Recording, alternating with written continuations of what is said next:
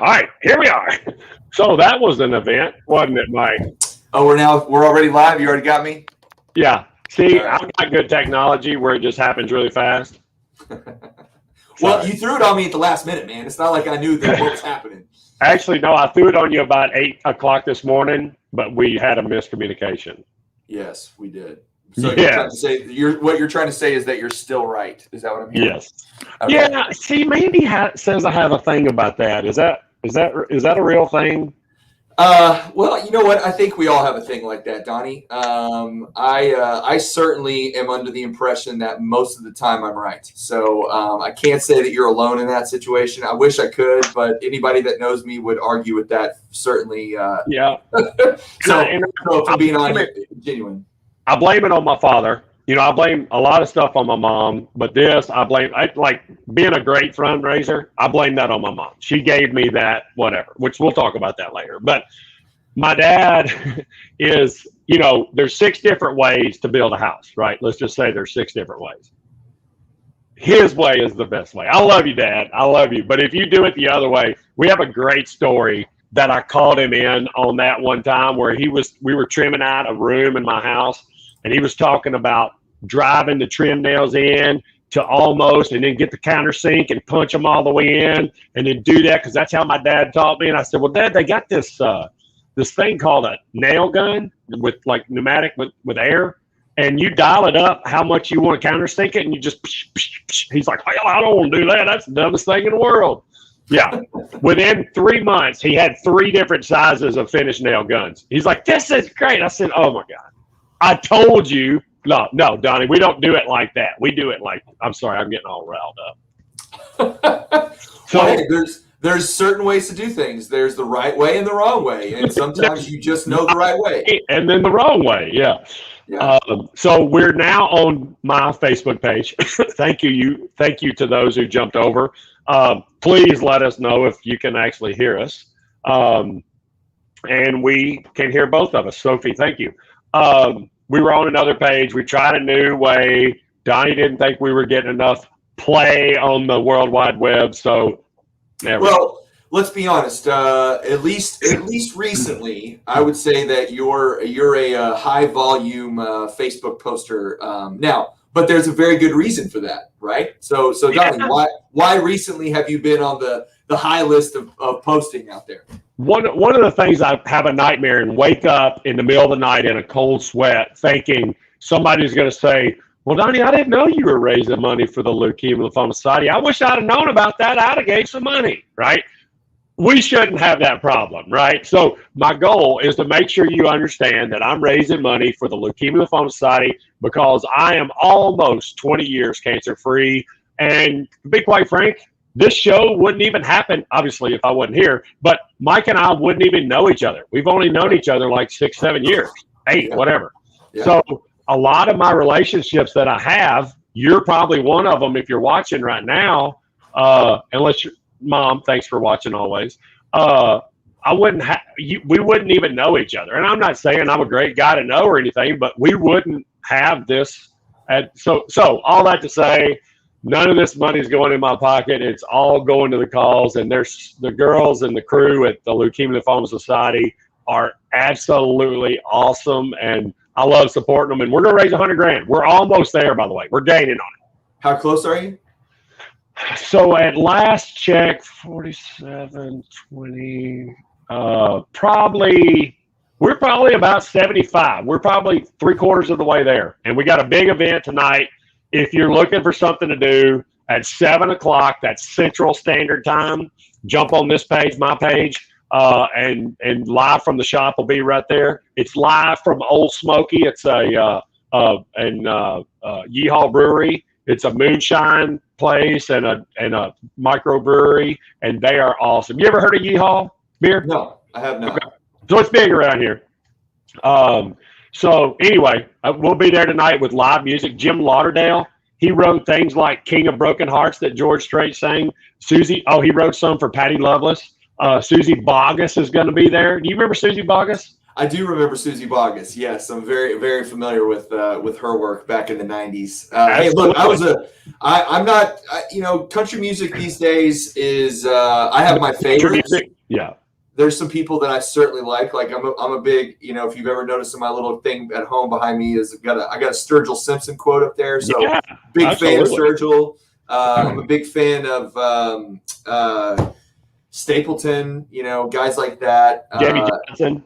Sure. Yes. Jamie Johnson. But, some of the other stuff, with the Florida Georgia line, I can't get on board with that kind of stuff. But back in the day when I was a kid in the 90s, when Susie Boggess was playing her version of pop country, I was in, so I guess it's all about relative time and how old you are and how much you like that kind of stuff. But, well, she's actually premiering a debut single tonight at the show, which I'm super excited about.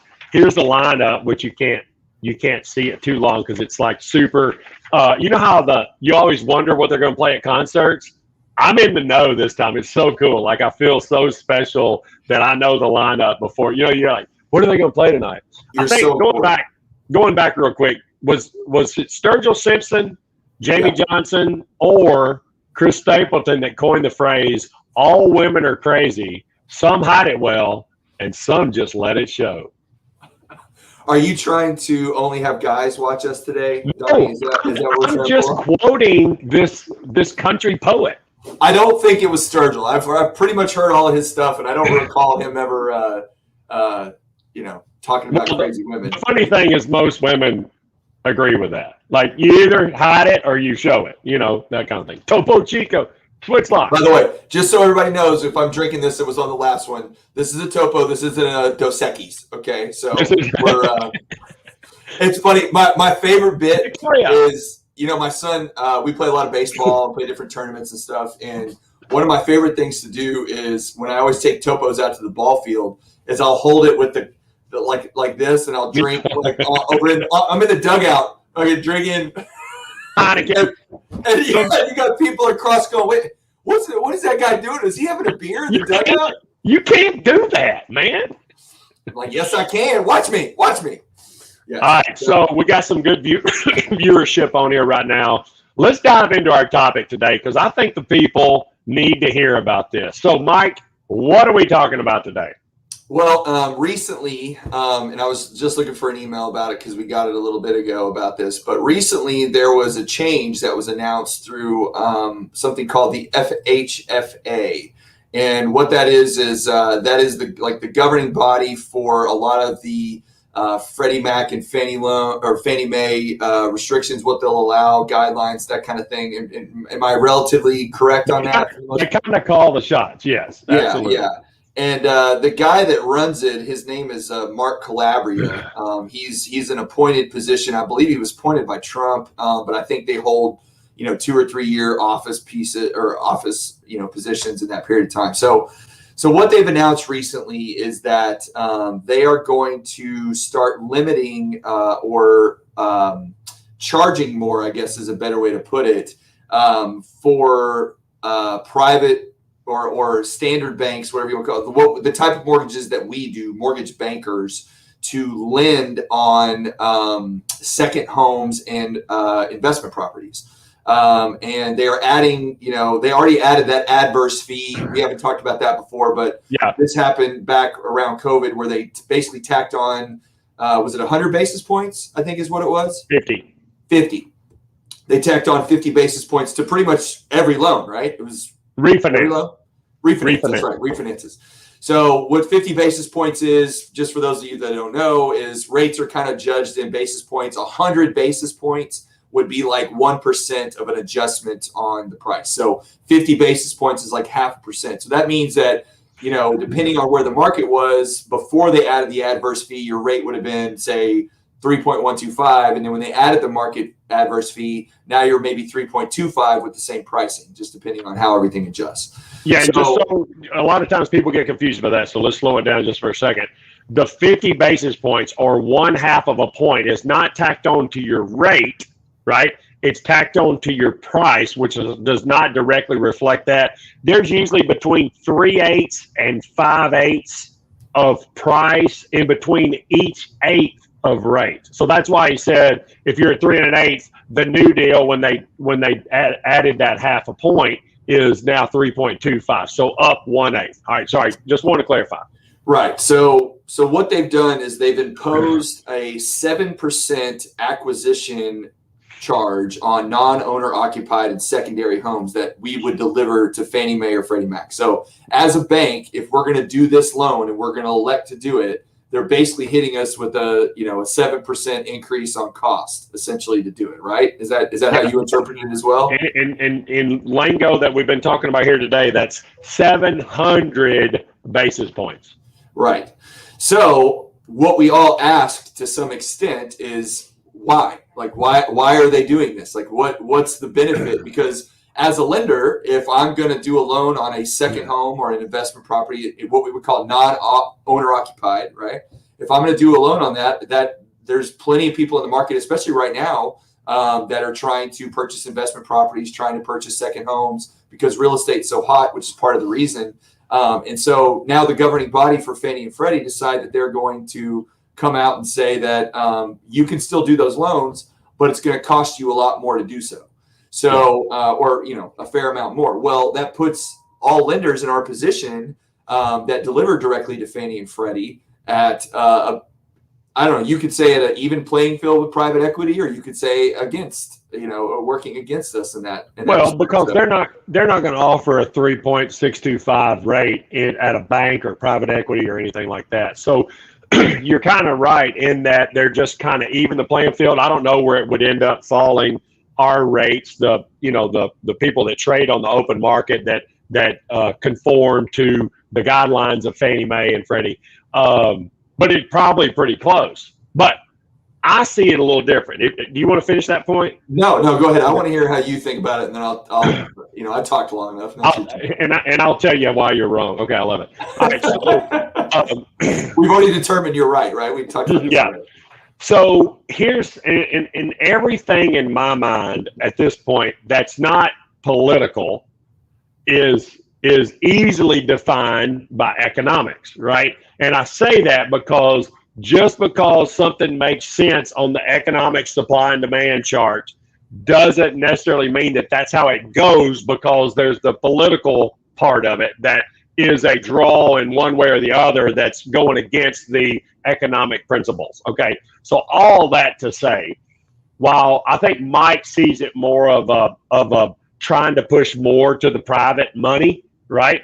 I see it more as, look, these are riskier loans. So if you're in insurance, you'll understand this.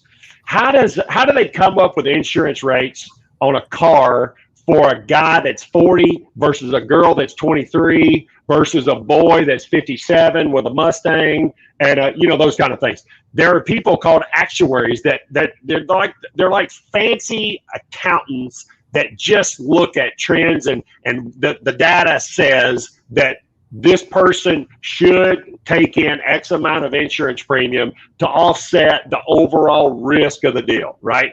There's those same type of people in the financial world, the mortgage world, where they weigh up and say, okay, look, if you have a manufactured home that's non-owner occupied going FHA, that's a higher risk than if you have a conventional loan that the person that owns the house is going to live in and they have an 800 credit score. Now, that's an extreme example, but those obviously would dictate different rates. Okay, so also when the demand is up, which is exactly why they added the 50 basis points, you could say they did it just because they could. Some would say they did it to slow the market down, right? If you raise the price, the demand goes down. Okay, pretty simple there. But it's the same kind of process there. And I'll finish this and I'll let you go. So the way I see it is they had to slow down the demand, and and I haven't seen a lot of data on this. It's a riskier deal. Mike, if you own your house with a mortgage and you own 2 rental properties with a mortgage and poop hits the fan and you and Susie don't have much money to go around, which bill are you for sure going to pay?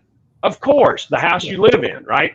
So they are riskier loans. We started getting more aggressive where we went from 70 loan to value on X type of transaction to 75 or 80, right? They start getting more and more aggressive or less conservative, I guess I should say, to do that. And they just said, hey, look, the demand is going way up. The price, what it's costing us to do these loans, not to do the loans, but to keep them. How many of them go bad?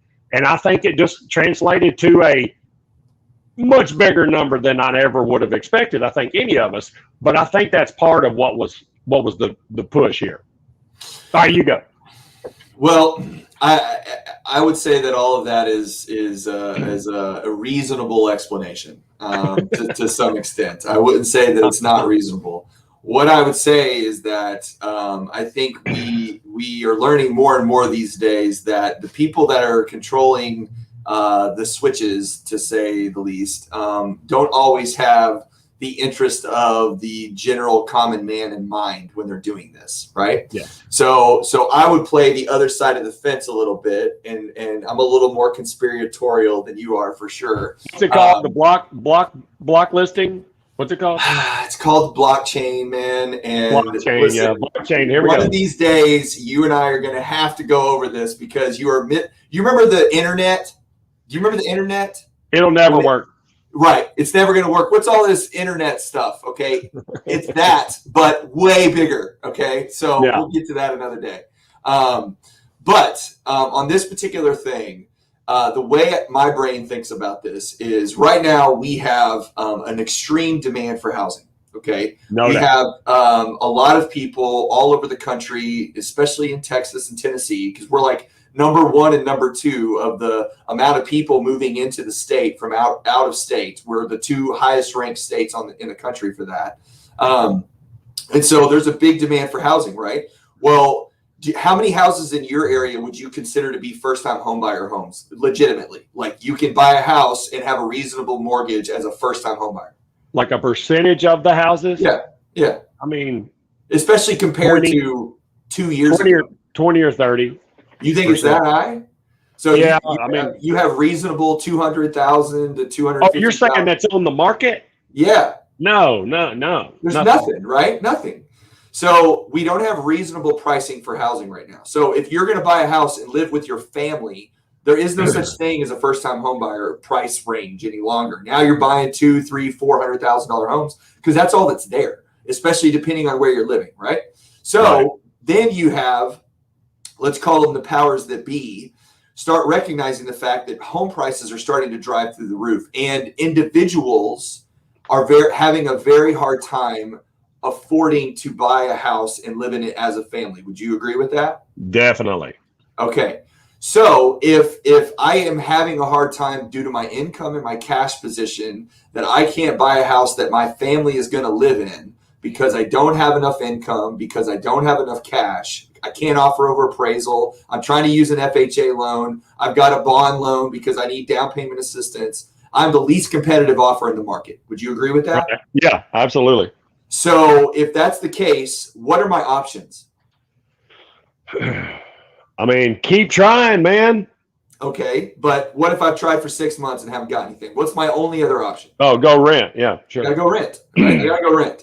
So if I am forced to be a renter, and we have a big section of the market that's forced to be a renter, what portion of the market now starts to drive up demand? Yeah, I'm with you. Investment properties, right? Well, now you're telling me that I, as a bank, or us as a bank, we're not allowed, because we sell to Fannie and Freddie, we're not allowed to do as many of those loans as we used to, and they're going to be more expensive. Okay. Yeah. So that starts to limit our access to be able to do loans to the average person for that style of loan. So what type of lending does that leave available? Private. Private lending, private money. Well, does private money, like somebody with a 640 credit score and 22% to put down and history or no cash in the bank, do they like that? No, they don't like that. No, they don't. So where do most private banks and private equity money go to? People that have money. People that have money, or businesses, right? Companies, yeah. right?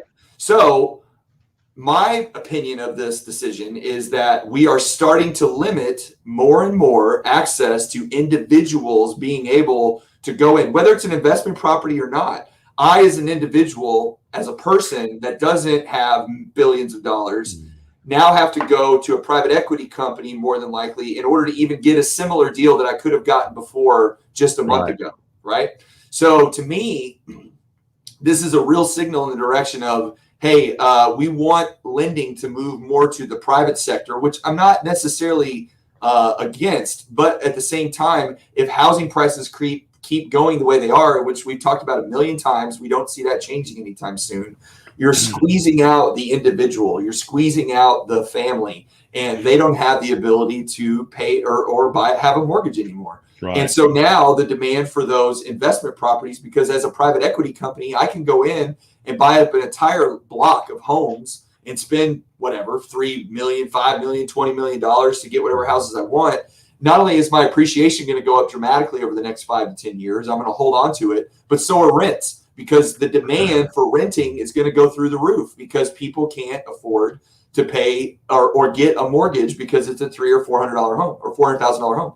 Not to mention the fact that individual mom and pop investors, once this moratorium on eviction ends, and a lot of them, are having to file for foreclosure because they couldn't pay their investment property mortgage, like you said, when you're stuck between a rock and a hard place, and you're going to pay your primary or your investment, which one are you going to pay first? You're going to pay the investment. So that person's now going to foreclose on these houses, and all these investors, more often than not, bigger companies are going to swoop in and scoop them up because they're going to get better terms than the average investor that's an individual is going to be able to get. Okay, I may make somebody mad right here, but I have a question.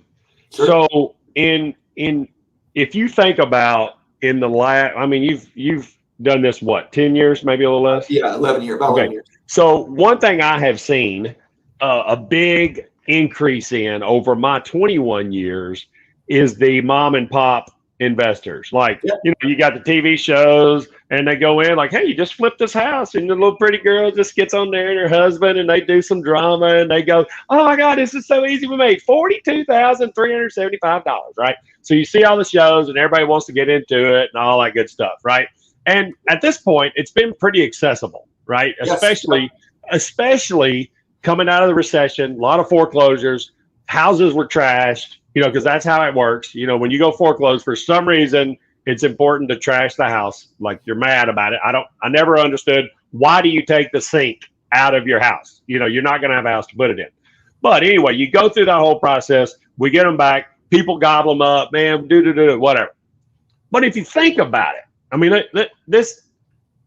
that was designed for it's not for people that don't have a lot of money to put down and don't have good credit scores and don't have X, Y, and Z, right? You need to be a strong, and by the way, financially, if you came in to ask me, like, even though, Donnie, I can qualify for this, do you think this is a good idea for me, right? And 50% of those, I would probably tell them no, because water heater, freaking evicting people, being a landlord, roof, whatever, all those things happen. You can't fix those things, right?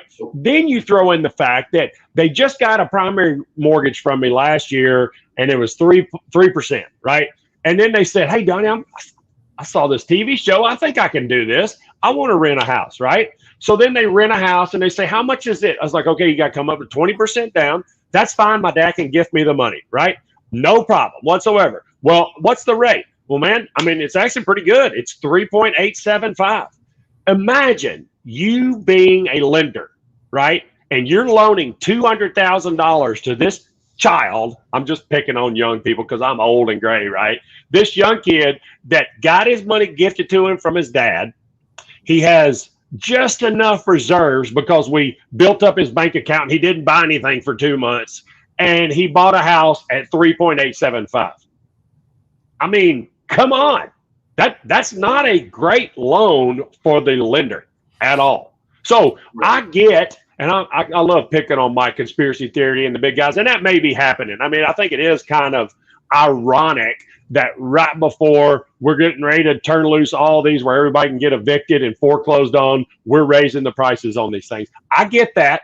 I get that 100%, but it's got to be some of both, because 3.875 on somebody that doesn't have any money at all, that's crazy. On a house that they're not going to live in, that's probably going to get trashed. They're not going to be able to fix it up. And he says, screw it. It's just my credit. Foreclose. Well, okay. So is that something that has happened and can happen? Absolutely. That is something that has happened and can happen. I would argue that that's not the bulk of the market. I would argue that that's a unique situation. But because most of the people that I deal with that buy investment properties have the money, they have good credit, they have good income, they have good assets. It's very rare that that I'm doing a loan for somebody that's buying an investment property that's getting a gift from dad. Now, again, does it happen? Of course it does. I mean, anything like that can happen. But what I'm talking about is more of you're talking about a micro situation. Hold on. Let me jump. I get your point. What percentage of people that buy houses are self-employed? That buy investment properties are self-employed? Just roughly. I would say a fair amount. I mean, I don't know. I don't 50%. Gotcha. We just went through a pandemic where if you were self-employed, God knows a musician, right? You did contract work for the airlines. You did contract work for the hotels, those kind of things. There's a lot of people that own rental properties that basically have done this in the last year. Now, that's a crazy example, right? But we just lived through a year-long pandemic of that. So just take that into consideration. A lot of those people it wasn't a micro portion of that, I wouldn't say. Right. Well, did they get $20 billion to bail out their industry like the airline industry did? No, they didn't. Okay. So, but again, my point isn't so much of circumstances. Like that's, unfortunately, like I struggle with those arguments from time to time because a lot of people use those arguments in lots of different scenarios and lots of different topics where we take one isolated event and say, well, this happens. And you're like, well, yeah, that happens. But that we're talking about 300 million people. Like, it's all a relative scale, right? But my point is on this is that we are creating a situation more and more every day with every decision that gets made, this being one of them, where large financial interests, and I'm not talking about mom and pop businesses. I'm not even talking about, because the day was, hey, I run an AC company, right? I'm a HVAC guy. I've got my own business. I own my home, and I just want something where I can make a little more income on the side. So I'm going to get a property or two, and that's how we're going to do it. But my primary business is I'm doing AC. Like that's what I do, right? Right. Mom and pop business. We're talking about, BlackRock Financial and massive hedge funds and Berkshire Hathaway and these massive companies that are coming in buying up huge properties, with no competition because you can't compete. If you have an FHA loan with down payment assistance, a gift from mom and dad, even conventional now, it's like you show up to a $250,000 house in my market and you don't have cash. Yeah. Good luck. Right. Yeah, and so not going to happen. That to me is more and more. And I'm glad you brought up the recession because every single time one of these events happens, we squeeze the little guy out more and more. Right. When I bought my first house in 2004. And it was a 1,800 square foot house in the middle of Arlington, right near a nice neighborhood, right by a freeway, access to Fort Worth. It was $130,000. Okay. And my interest rate was like, I don't know, 6% or something, right? That same house from 2004 that I bought just sold like a year ago for $240,000. Yeah. Okay. That's insane. Because if that house was $240,000 and I was that same kid that I was back then, because by the way, wages haven't gone up to offset that much. So if I'm that same kid, I can't buy a house. I'm not able to. I didn't have the cash. I didn't make enough money. Back then they did y'all did all kinds of fun loans back then. So maybe I could have, but check your pulse, copy of your driver's license, please. Right. Approved. But so we squeeze that section. We squeezed that section of the market out after that happened because as the prices started going up, money became cheap.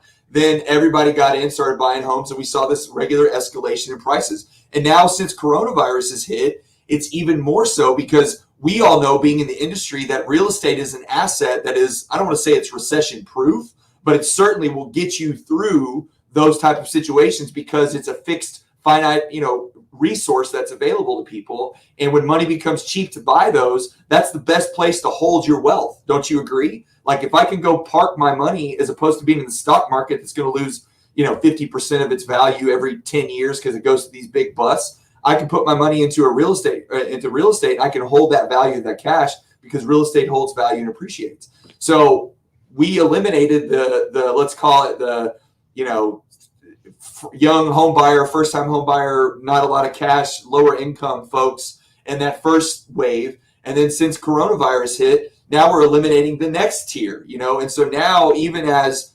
I've been looking personally. You and I both make a good living. We're doing well, well as could be. But I was looking at investment properties recently too, again, and it's starting to get to the point even for me where I'm like, man, I don't know if I want to drop that much on that place. Yeah.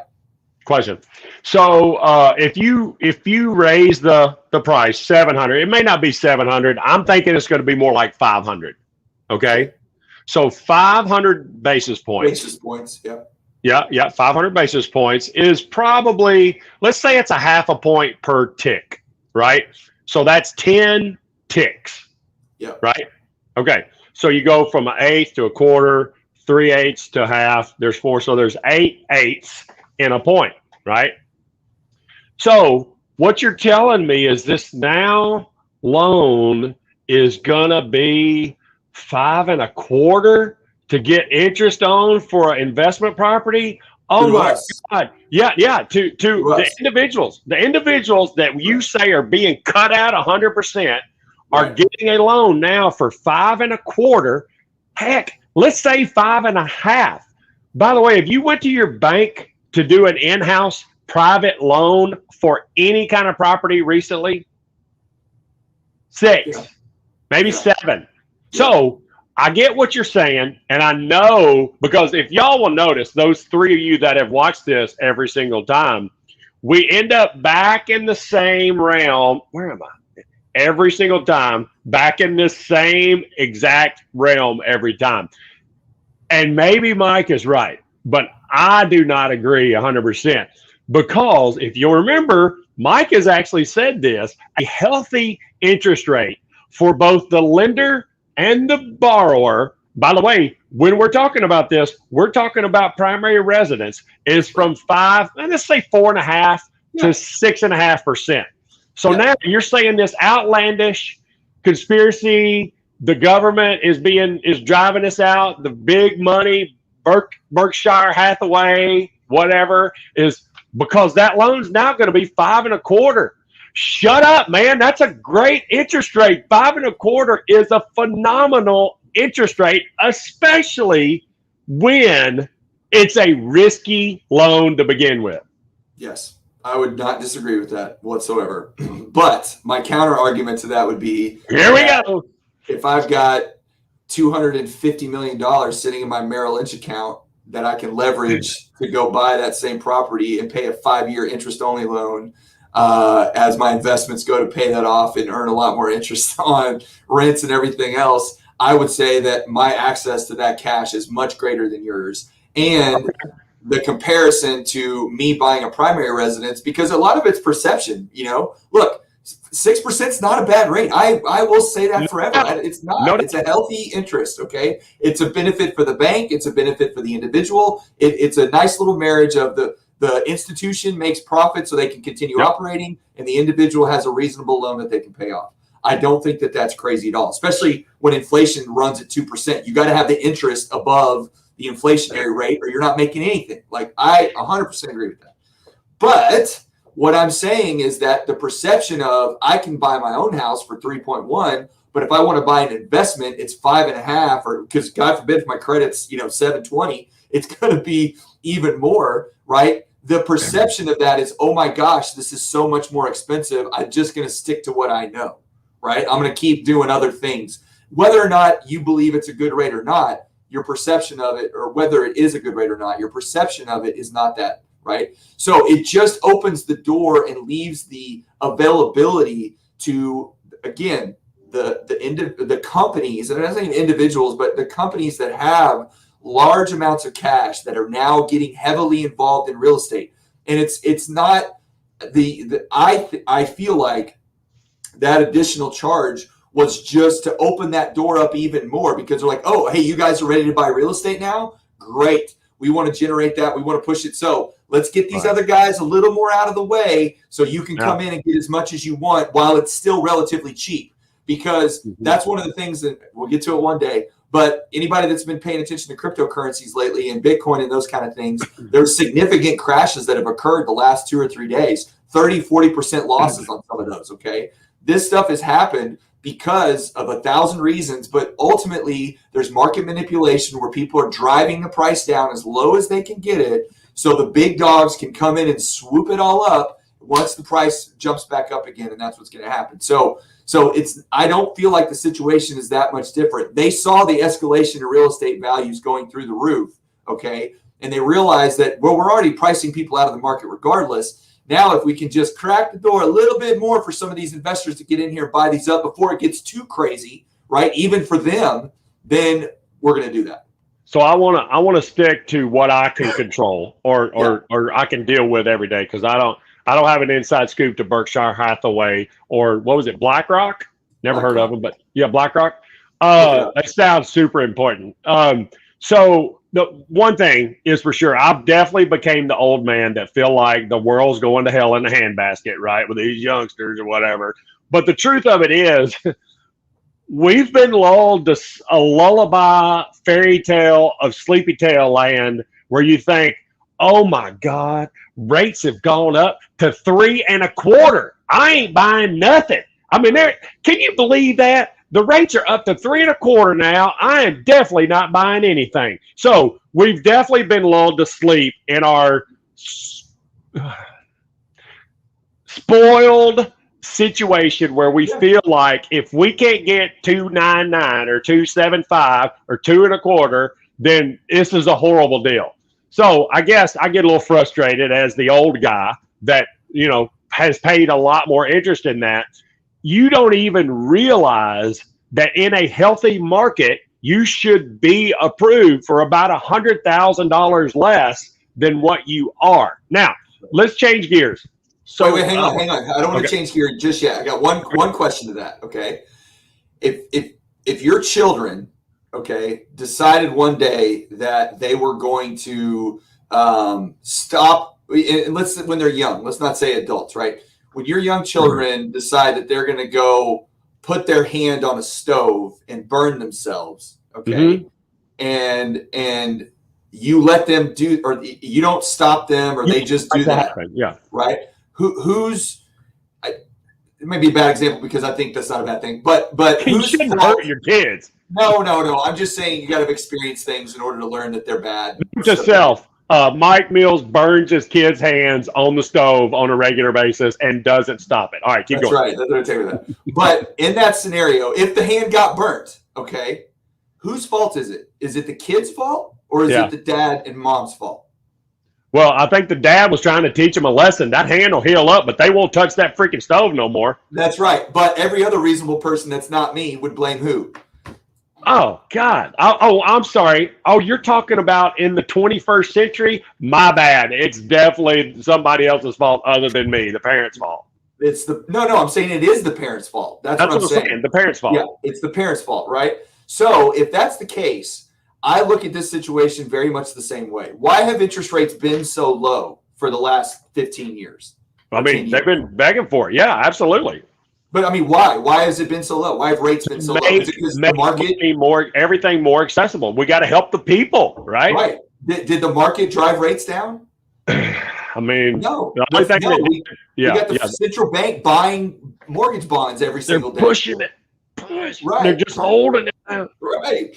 So you're saying that you're upset because we've gotten soft and everybody's used to low rates, and I get that. But I'm saying that the reason that has happened is because our federal government has been so tightly over controlling all this stuff that the rates have stayed low unnaturally. And that's why people, when they see a 3.5 or 3.875 interest rate, they freak out. They shouldn't, but they do. And again, that's not because people are unreasonable. It's because if you've been living in this world for the last 10 years and all you've seen is 2.5 to 3.5, what are you supposed to expect? You know what I'm Right. saying? My point is to give somebody a 20% down investment property Yeah, at 5.5. it's not a bad deal. It's not ludicrous at all. There's nothing No. ludicrous about that, and you should pay that. You should I have agree. to pay that.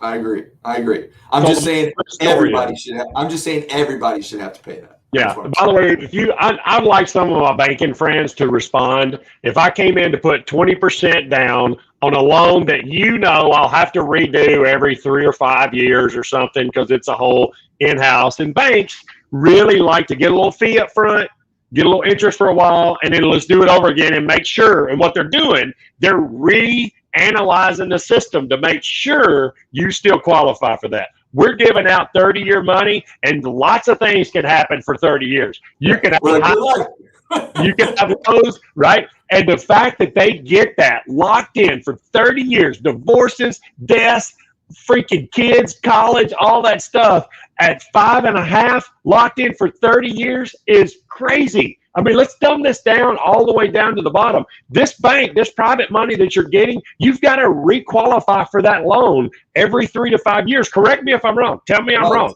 No, I'm talking to the people all the people that's listening. Y'all comment if I'm wrong with that. You've got to requalify for that. So what is that doing? That's making it riskier for you. I'm trying to point you, the person who's taking this deal. We're locking it in for 30 years, and if you don't refinance or you don't default, you get that rate through the highs and lows of your life. Debt, bankruptcies, whatever. You got it. Yep. No, I agree. Man, this was a good one, Mike. Maybe, I don't know. What do we have anybody watch for a little bit? It gets kind of. There's 3 people watching right now, and we love y'all for it. Listen. You have no idea how much we love you for watching our banter. But I mean, quite frankly, if people would watch it, they would gain some insight because this is good info. And because we know what's right? We established this in the beginning. We're giving you 2 different analyses of the situation, right? And there's probably 5 different ones, and there's probably much more smaller things that are really contributing to this. But this is just 2 opinions of 2 morons to talk about what we feel like is the issue. And, you've got this side, you've got this side, and everything in between. But I think we covered some really good points, don't you? I do. Look, I'm glad. I would like to have more, because we said this a long time ago. You and I are very similar in a lot of ways, but we're also very different. And I think that sometimes highlighting those differences are better because the truth is that nobody thinks the same way about all things. Right? It's all, everybody's got different points of view and different opinions about stuff. And the best thing that we can do is to talk to people that don't agree with us, right? That's right. And come to a consensus, or at least learn something that you didn't know before, right? Because everybody, the biggest problem we have in our world right now, in my opinion, is everybody gets so locked in on this is the only way life is. It doesn't matter what side of the fence you are. We all think this is the only way it is. And we're not willing to even listen to another point of view to think that maybe there might be a point or a benefit to thinking a little differently. And it goes both ways on both ends. And so I think anytime that you can listen to someone that doesn't agree with you and have a conversation about something and not get all like where we're just angry, ready to cancel everybody or whatever, I think that's the way to go. So you're saying next time, are we going religion or race next time for this? Well, I mean, we still got to sell loans, Donnie. Let's not get crazy, okay? Sorry, that was too much. But look, at the end of the day, we're all just normal people. Me and Mike just freaking talking about stuff. And you know what? We may do religion one day. We may do race. We may do sexuality. If we get a lot of viewerships, we may need to talk about that. I'm cringing right now. Like, Donnie, never ever talk about that in public. Yeah, I still gotta sell loans where I live, so no doubt. But the truth of it is, we love everybody. I do. Absolutely. Yes. Don't you? Absolutely. I think everybody has something to offer. All things, and do you really love people with long flowing hair? You know what? People with long flowing hair can kiss my. No. Yes, I do. I tell people all the time, I'm a hair connoisseur, right? I Yeah. appreciate hair because I don't have any. So More when than I see anything, good hair like yours, like the thing that you got, Yeah, this the little little- thing, love it. Like if I Yeah. could do that, man, just saying, look, if there's one day there's going to be a pill and I can take the pill one time, I'm only doing it once. I'm not doing every day and having surgery. No, not doing any of that. If I can take a pill one time and get my hair back, I'm in. But I'm in 100%. I would still probably go 50% of the time like this because, you know, it's really convenient, quite honestly. It's streamlined for sure. That's right. You're like a Volkswagen Bug, man. Just breaks through right through the air. Damn right. Y'all make it a great day, guys. All right, be good humans. We'll see you soon.